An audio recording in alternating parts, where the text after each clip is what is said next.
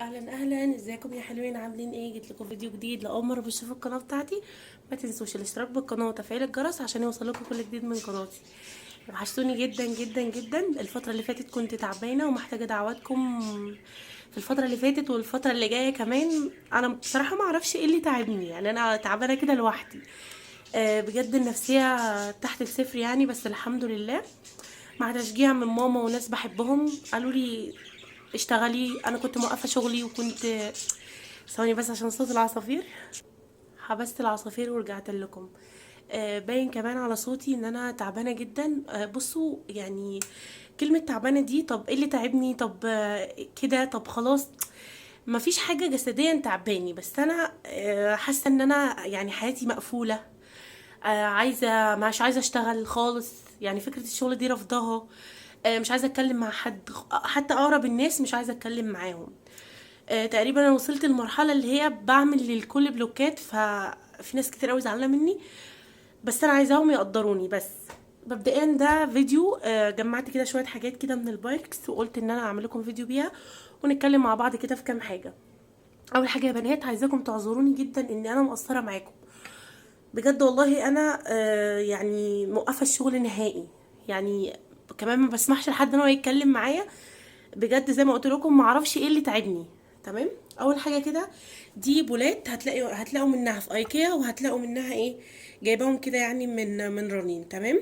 اول حاجه جبت البولتين دول من رنين كده، قلت حلوين ان انا لو عايزه ادخل حاجه الميكروويف او عايزه اسيح شوكولاته او اي حاجه. هما بيخشوا الميكروويف والفرن، وكمان بيخشوا التلاجة وغسالة الاطباق، فهيبقوا حلوين معايا. تمام. اهي بصوا هتلاقوا كده ان هي هنا كاتبلك هو بيخش في غسالة الاطباق والتلاجة والميكروويف كمان. تمام. دول كده اول بولتين معايا.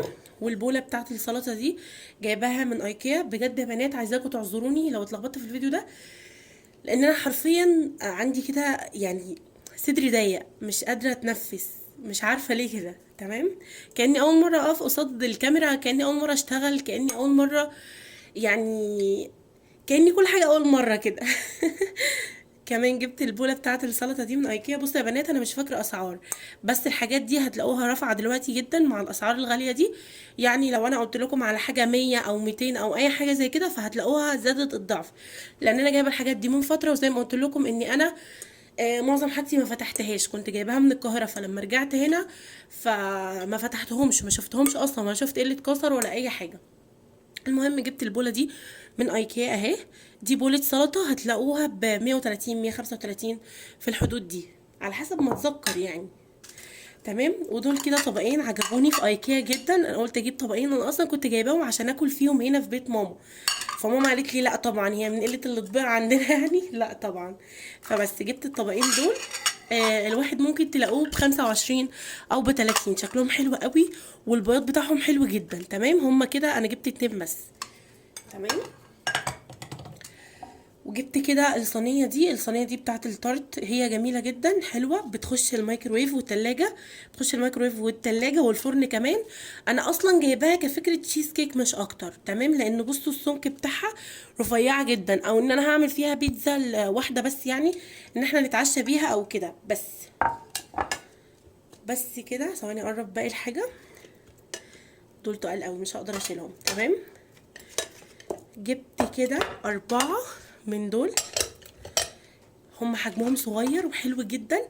بصوا يا بنات الفكره ان انا جايبه مثلا يكون مثلا مش عارفه بتلخبط ليه، مثلا ان انا اكون عامله عزومه كبيره، فان انا اكون عامله حاجات اضافيه، مثلا مكرونه بشاميل تبقى اضافيه مع الاكل يعني مش طبق رئيسي. فان انا اوزع الصينيه على الاربعه دول واوزعهم على السفره. تمام. دول سعر الواحد هتلاقيه ب75 85 حاجه زي كده. مش فاكره اسعار زي ما قلت لكم، لان انا والله بجد مش مركزه في اي حاجه، مش مركزه في اي حاجه في حياتي. تمام. وجبت كمان الصفايه دي كانت ب46 جنيه، مش ان انا فاكره الاسعار، لا ده عشان السعر مكتوب عليها. تمام. هي كده بتتفتح هنا وبتحطي الفلفل والحبهان والحاجات دي. هي كده نظامها كمشبك يعني. تمام. والمشبك ده بتحطيه في الحله بتاعه الشوربه يعني، ان هو ما يخليش الشوربه فيها حبهان والحاجات دي. فافتكاسه حلوه برضو جبتها. تمام. ودي معلقه الايس كريم. معلقه الايس كريم دي ب60 جنيه. دي المره الرابعه اجيب معلقه ايس كريم. يعني انا لما باجي اعمل كده حمله نظافه للحاجات اللي جبتها واللي ما جبتهاش، امي تفضل تقول لي هي كام معلقه ايس كريم، كاني هاكل ايس كريم بس. تمام. فدي معلقه ايس كريم دي ستانلس. زي ما قلت لكم دي كان سعرها 60 جنيه. وجبت مبشره الجبنه دي. مبشره الجبنه دي هشوف لكم سعرها كام، بس تقريبا كانت ب110. تقريبا انا فاكره ان هي كانت ب110 مبشره الجبنه. واليد بتاعتها حلوه جدا. بصوا ايدها بنكي كده وعسوله خالص. هي طبعا واسعه عشان كده مبشره جبنه. وجبت كمان مبشره الثوم الستانلس دي. تمام، حلوه جدا. هشوف لكم برضو سعرها، تقريبا هيبقى نفس السعر. بس انا لاحظت الفرق ما بين الاتنين، فانا سالت ماما يعني اللي هي ليه واحده واسعه وواحده كده. يعني قالت لي لا دي بتاعه جوز الطيب ودي بتاعه الجبنه، او ممكن تمشي توم يعني عادي. وجبت كمان القالب بتاع الانجليش كيك ده. حلو جدا والحجم بتاعه حلو جدا. هقول لكم حجمه دلوقتي. تصوروا ان انا بجيب حاجات مش عارفه هي كام. ما علينا يا بنات، المهم هو يعني ايه. ما علينا يعني يا بنات، المهم ان هو ايه حلو يعني وهيكفي الكيكه بس كده. نركن دول كده على جنب.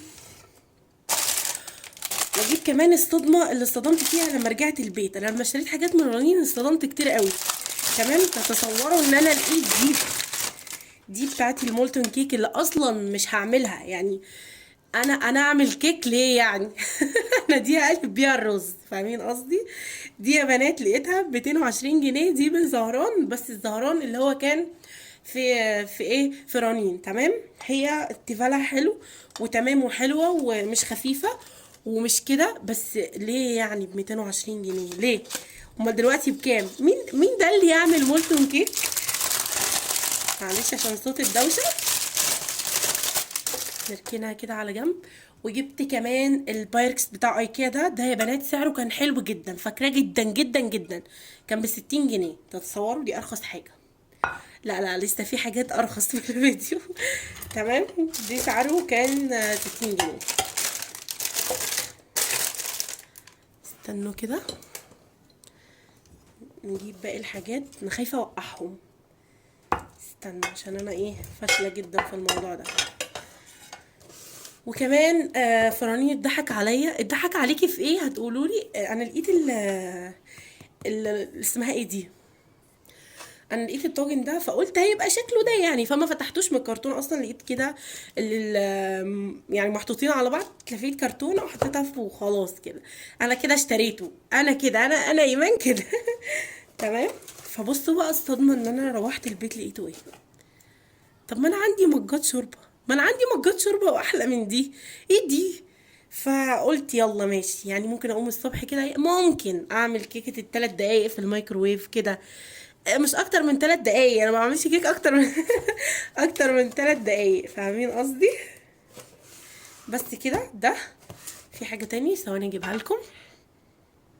قلت بقى خليني اعيش اللحظه واعيش اللحظه معاكم وان انا شيف والحاجات دي. فروحت جبت دي الصغيره اللي هي اكواب المعايير دي، وجبت دي الوسط، وجبت دي الكبيره خالص. تمام. ان انا لو عايزه مثلا اعمل حاجه بالمعايير وكده، لو يعني فدي تبقى جاهزه معايا بدل ما ايه ما ابوظ الدنيا. تمام. تتصوروا ان انا لقيت دي مقاس دي يعني. ايه الفرق يا جدعان؟ ايه الفرق؟ هي. تمام. ولقيت دي ب110 ودي بحاجه كده برضو. ولقيت دي ب220 جنيه. ليه هعمل بيها ايه اصلا؟ تمام. فقلت يعني عادي، ماما قالت لي الحاجات دي بتنفع. فطالما ماما قالت بتنفع فهي بتنفع يعني، فاهمين قصدي؟ بس بقى استنى اقرب لكم باقي الحاجه. بصوا انتوا طبعا اللي متابعني عارف ان انا بعشق اي حاجه من ايكيا، بعشقها. تمام. هو اصلا مين ما بيعشقهاش؟ بس بقى يا بنات، وده كان فيديو النهارده وعجبكم الفيديو ما تنسوش الاشتراك بالقناه وتفعيل الجرس عشان يوصلكم كل جديد من قناتي. مع السلامه.